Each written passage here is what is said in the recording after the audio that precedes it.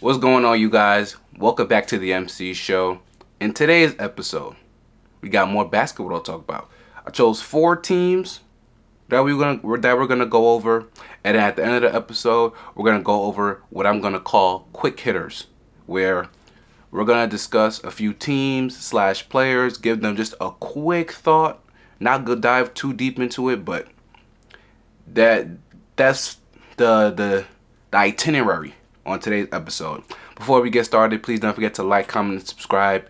Any and all help would be greatly appreciated. If you're a podcast listener, please leave a rating, leave a review wherever you get your podcast from.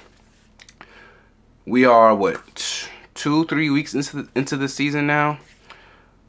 We have to take some of these, with a grain of salt, because we're still in the very beginning of the season. We're 7, 8, 9 games into the season, so we can't make overall in pen conclusions. You know what I'm saying? But there's some trends, and today we have 4 teams. Like I said, I didn't necessarily pick 4 East teams, 4 West teams. I have 3 East teams, 1 team from the West. We're just gonna jump around the league every week on things that I want to talk about. So we're going to start off with the Miami Heat. Recording this on a Wednesday night. They play Denver tonight. But the Miami Heat, as of Wednesday, 12th in offense, 3rd in defense.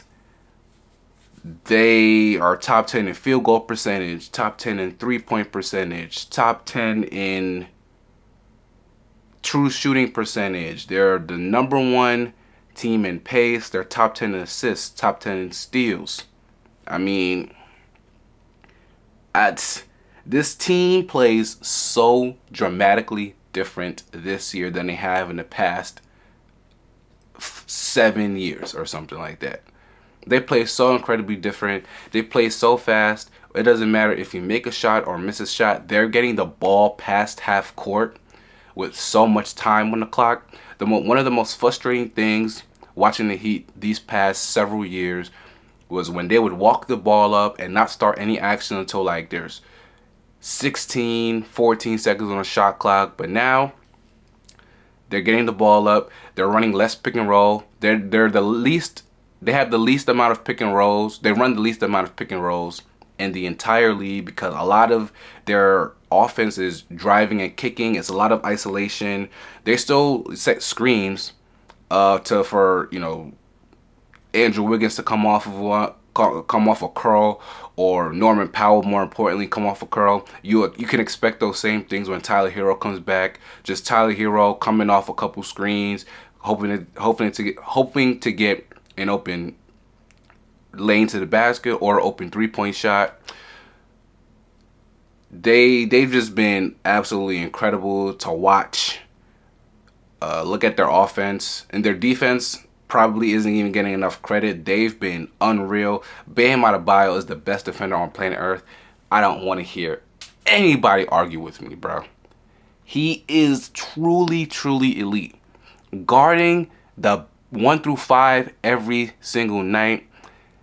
There was this play against the Lakers. They did end up losing that game, but there was a play where Luka got him on a up and under, and that went semi-viral. But I'm watching the highlights from that game. I'm like, bro, Bam was locking him up most of the night. But that doesn't get talked about. The media doesn't talk about it.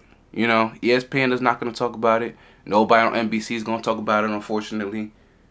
It is what it is, but their defense has been exceptional. Davion Mitchell has been a bulldog. Like I said, Bam. I like the way Wiggins has played. I feel like Wiggins doesn't get enough credit. He's a solid player. He's not nothing special, but he's pretty solid. You can always expect an Eric Spoelstra team, especially with Bam on the court, to just be unreal defensively. I have to say, one of the reasons why their offense has been so good with how fast they're playing is it benefits so much of the team because they're so young. Jaime Jaquez Jr. has been unbelievable. Way too early 6 man of the year candidate. He's averaging 17 points, just under 7 rebounds, 4.6 assists, shooting 63% from the field, and just under 5 free throw attempts. Like, all career highs, bro. He looks so much more poised. He looks, he's not spamming that spin move. He does like up and unders. He's more patient. He's getting to his spots inside a little bit more. Like when he's coming off the bench, he just is getting the ball. That like the team is giving him the ball, and he's just going to work on anybody and everybody. Like he's been absolutely phenomenal. The 3-point shot is still a problem. I want to say he's shooting, I think, 25% from 3. So it's still not his shot, but I don't think that's ever going to be his shot. I don't think he's ever going to be a good 3-point shooter. But can he at least be, 35, 36%? That's what I'm looking for. But the mid-range, getting to the basket, getting to the free throw line, his passing has been better. Again, that comes with being patient. Like he's so much better he was now than he was in his rookie season. He was so good his rookie season. Then last year he was he was really bad. Like people were out on Jaime Jaquez. Like that's how bad he was. But coming into this season, he's healthy. He's definitely improved. His floor game is just overall way better. The processing is way better. And the crazy thing is the Miami Heat, their starting lineup isn't necessarily a positive, it's a negative. But once Jaime Jaquez Jr. comes in, the lineup data is just off the charts. The offensive rating, the defensive rating, he's been absolutely phenomenal. You can't really say too much things about him. I've liked the way Fontecchio has played off the bench. The guy could shoot the crap out of the ball. He's been really good. I think he just fits too. Drew Smith has been great. I think when Tyler Hero comes back, it's gonna be interesting how many minutes he's gonna get. Or Kasparis Yakachonis, who actually is upgraded to questionable today, coming from that the groin injury. He hasn't played yet this season. But Drew Smith has been great on both sides of the floor. The shot looks good. He has like this deceleration step when he go into the basket that I really like. That he got a really good handle on. Davion Mitchell is top 10 in assists in the league. I wouldn't say he's necessarily like an elite passer, but he's just been finding shooters. Like his passing has been really good. I've loved the way he's played for Miami. He's been starting for them. Him and Norman Powell in the backcourt. They've been really good. He's been an absolute bulldog on defense. Like he's such a good defender. He's such a good perimeter defender. And then the passing has probably been the most eye-popping for me because it's been really smooth. And he's not like turning the ball over at a crazy rate too. Like he's passing, the passes are getting made, they're getting completed. I've loved the way he's played. Bam has just been an absolute monster, bruh. Just an absolute two-way beast. Career high in points so far. He's averaging 22, 9. He's shooting over 50% from the field, which was such a problem for him last year because he was struggling so much. And he was shooting less than 50% from the field so many times last year. And I think he ended the season last season shooting 48% from the field, which is terrible. But the jump shot looks smooth. It looks like he's not hesitating at all on his jump shots. He's taking it to the basket. He's getting to the free throw line. He's been hitting his free throws more. He's been hitting the 3-point shot. He's leading all centers in 3-point shots.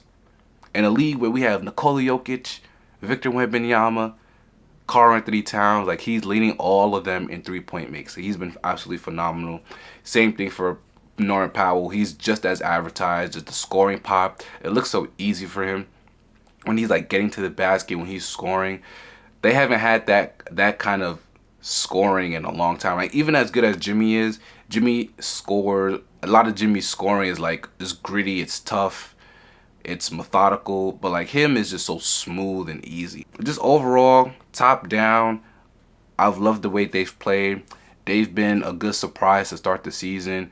Even if they lose sometimes, like watching them, like at least it's just fun. That's the most important thing. At least they're fun to watch because man, the regular season has just been a slog for them. Watching them struggle to score 100 points, 110 points, like them consistently scoring like 120, out of this world. I can't believe how good their offense is. The crazy thing is they're 12th in offense, but they were higher. But you know, we're in the beginning of the season, so a lot of things are going to fluctuate. If Miami scores 130, they might jump to 7th in offense. You know, so it's going up and down for a lot of stats in the league, but they just been absolutely phenomenal. Can't say enough about them. Like with Orlando, who we're actually gonna talk about, if Orlando can't get it together, who everybody thought was gonna be like 3rd or 4th in the East, like this it's there for the taking. It's there for the taking. I think they're a team that can definitely get a top 6 seed. Moving on to the Milwaukee Bucks. Actually, I mentioned the Orlando Magic. Let's skip to them. We'll come back to the Milwaukee Bucks. Orlando, 23rd in offense, 14th in defense. Their starting lineup is not bad. 121 offensive rating, 99.2 defensive rating in 56 minutes. So their starting lineup isn't necessarily so terrible.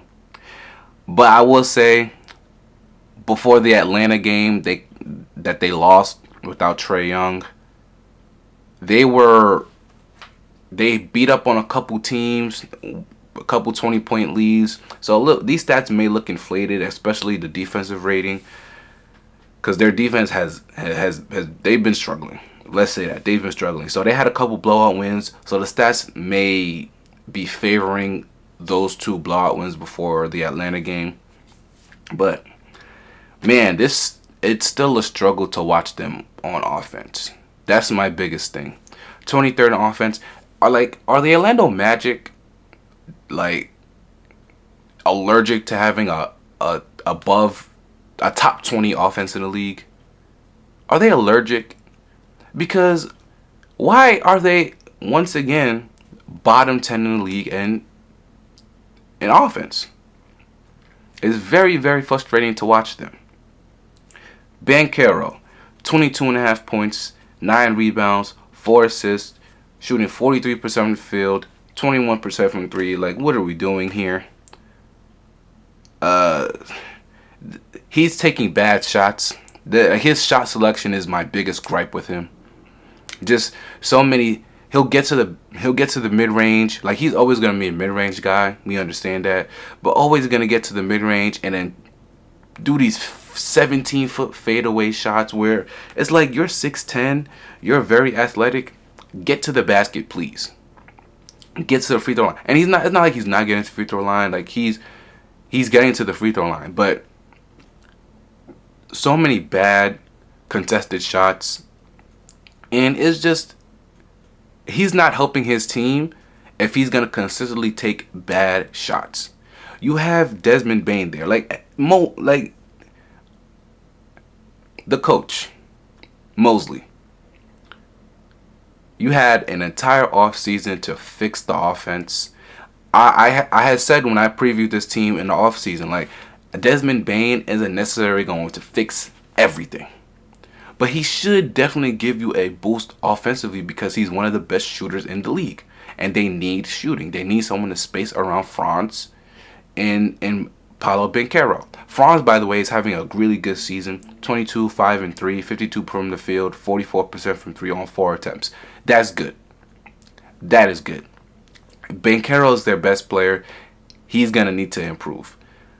But you have Desmond Bane. Like, I don't understand why they don't run more pick and roll between Desmond Bane and Franz Wagner. Desmond Bane and Paolo Banchero. I remember there was a play in the Atlanta game that they just lost.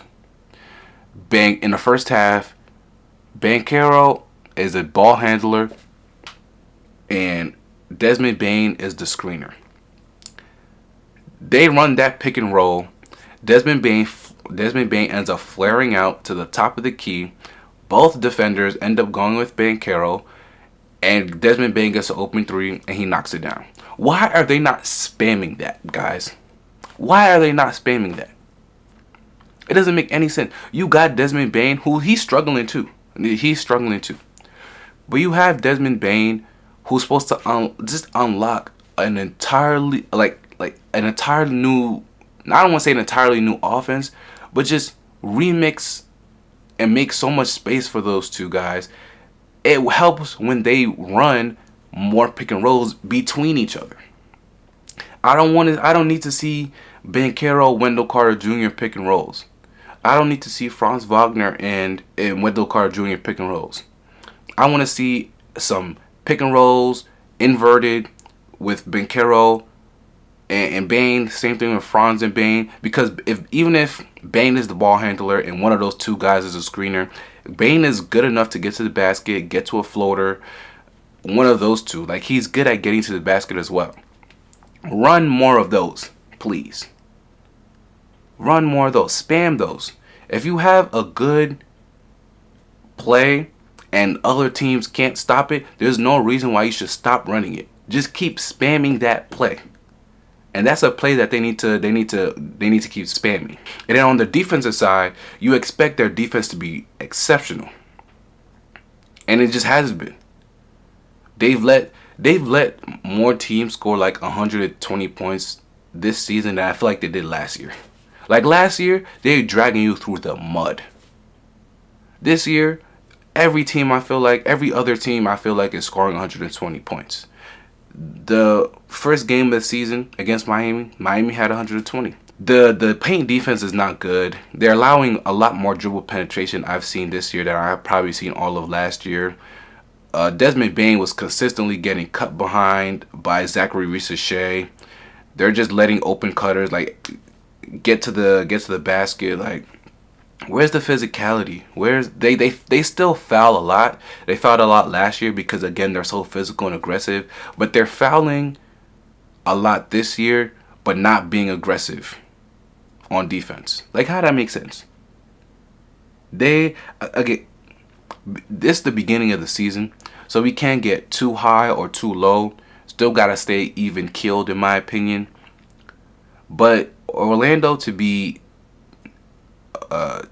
23rd in offense still, and their defense isn't as good as it has been the last couple seasons. Like, let's get it together.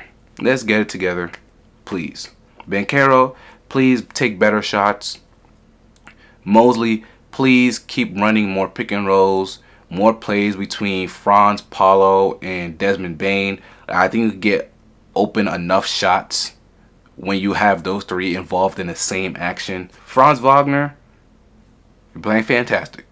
That's probably the one silver lining. They're playing fantastic, but there's a good team in here somewhere. They just have to unlock it. And do I trust Mosley to unlock it? We'll see. I don't think he's on a hot seat, but I think this is a team that has high expectations, and if he doesn't meet them in today's climate of how coaches get fired, I wouldn't be surprised if it happens. But we're far from that. We are far from that.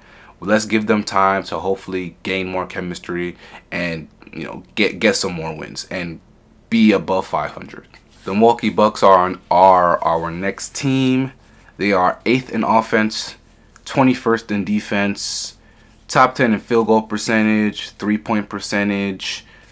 Giannis is averaging 32, 12, and 6 on 68% shooting, doing it in 33 minutes per game.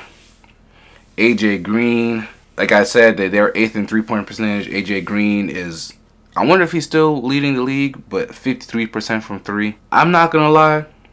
Listen, if you watch my other videos or listen to my other videos, you will know I wasn't really high on this team. Because when Giannis is on the bench, how are they going to score? Those are my questions. Well, how is Kyle Kuzma and Kevin Porter Jr. and Miles Turner? How are they all going to fit?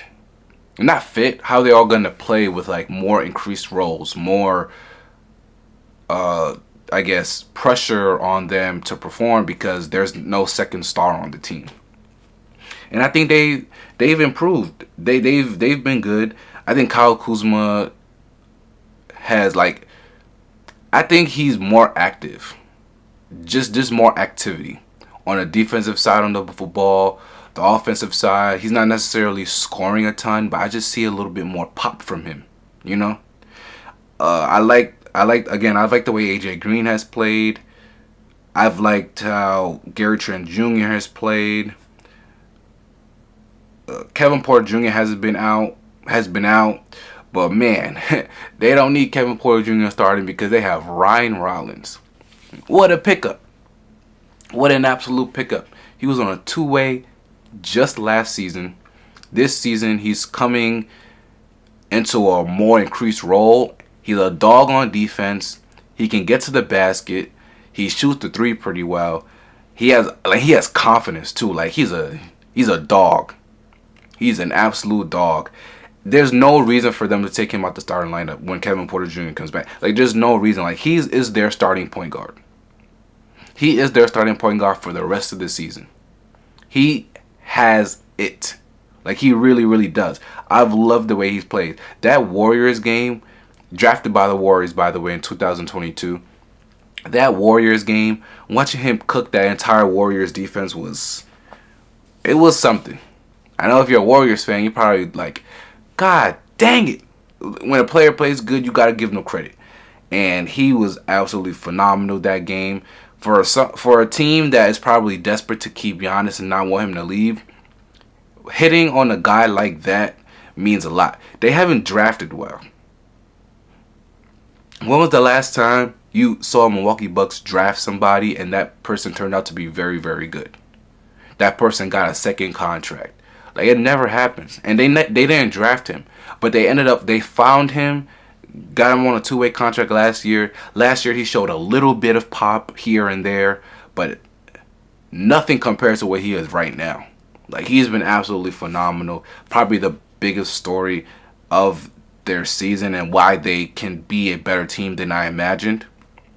Again, we're still early, but the role players have played better than I thought they would have.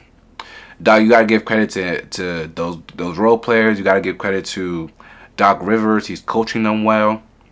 Giannis has been absolutely phenomenal. I love the way they space around Giannis. Like Ryan Rollins, Gary Trent Jr., Taurean Prince. Like these guys are decent shooters.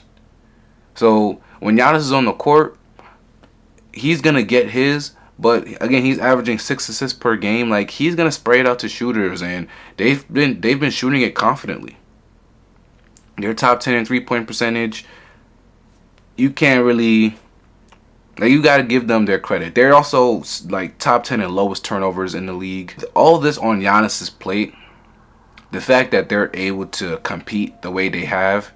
I know they lost against Sacramento, and they lost.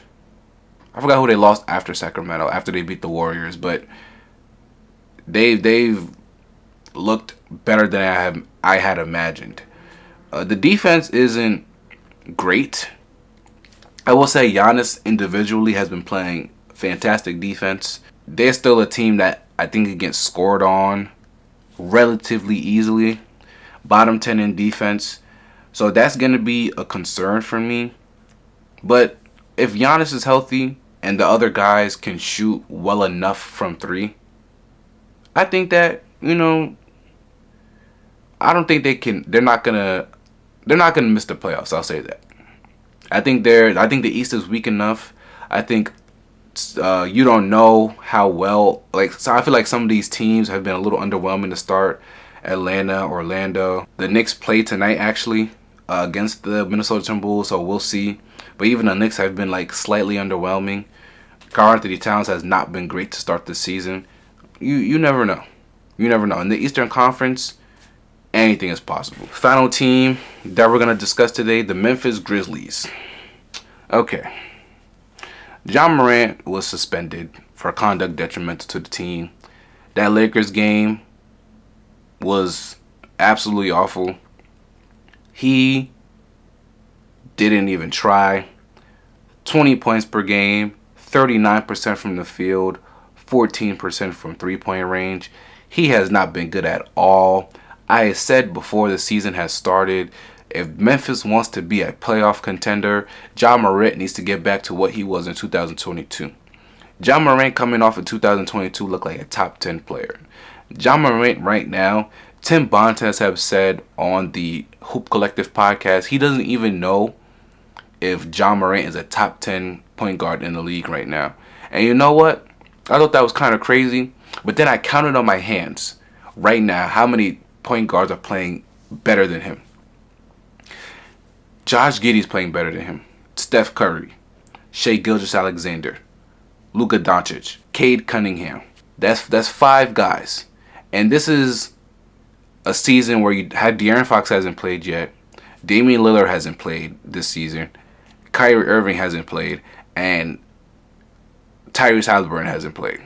So that's 4 more point guards who the last time we've seen them play were all playing better than Ja Morant. And you could probably assume that they'll play better than Ja Morant if they were playing right now. Darius Garland comes back today. Like, when you think about it, it's not a crazy thing to say. He just has not been the player that we all saw 3 years ago. There has been injuries, yes. There's been suspensions, yes. But he's not getting to the rim as much. I don't think he's finishing that well. The jump shooting is he was never a great jump shooter, but like he's even worse now than he's ever been. This team can't go anywhere without him playing at a superstar level. Just point blank period. They're 25th in offense, they're 23rd in defense, they're 25th in net rating, they're bottom 10 in field goal percentage, bottom 10 in 3-point percentage. The team just can't work on offense. Their starting lineup is Morant, Jaren Jackson Jr., Jalen Wells, Cedric Coward. He's been good. If there's like any positive things to say about the Memphis Grizzlies right now, Cedric Coward has been one of the 5 best rookies in the entire league. Shooting the ball well. The guy looks like he fits already, like on an NBA court. Like he looks NBA ready already. Defends at a high level. Definitely a lot of defensive activity. Cedric Coward and is Jock Landale starting? I think Jock Landale's starting. Yeah, Jock Landale. Their team isn't healthy, so you gotta. There's a little bit of caveat there. No Ty Jerome, no Zach Edey, no Clark, no Scottie Pippen Jr. So they have backup coming, and those are like important guys. Like Edey is their starting center. Like Clark is their backup center. Scottie Pippen Jr. has been really, really good. He's their backup point guard. Ty Jerome is also a backup guard for them that will get time. So they have backup coming. However, just the way they've played so far, you don't have high hopes. At least in my opinion, you don't have high hopes on this team making a complete 180 and possibly getting into the top 6 in the very, very hard Western Conference. The team defensively has just not been great. Their paint defense is awful. I remember watching the Pistons game, and Cade Cunningham was getting to the basket whenever he wanted to. They were playing so fast in transition. The transition defense was bad as well. They're not blocking shots at the rim like they used to. Obviously, Jaren Jackson Jr. and Zach Edey. Again, the injuries obviously is a factor, but just the activity defensively, they can't stop guys from getting in the paint, and they're not contesting guys at the paint. Transition defense is bad. If you can play fast on them, look at the Miami Heat. Look how the Miami Heat played against them like a week ago. Just playing so fast and getting so many easy buckets. This team is not playing well at all on either side of the ball. Ja Morant is their best player, and he's not playing well. Jaren Jackson Jr. is averaging 18 and whatnot, but he's their second best player. He could play a little bit better, but the onus is on Ja Morant to play better. You're the best player on the team. He needs to play better because this team is not going anywhere. And based off his comments the past couple days, you wonder, are they going to trade him? I think Memphis loves John Morant. I think John Morant loves the city of Memphis, but he it might be over.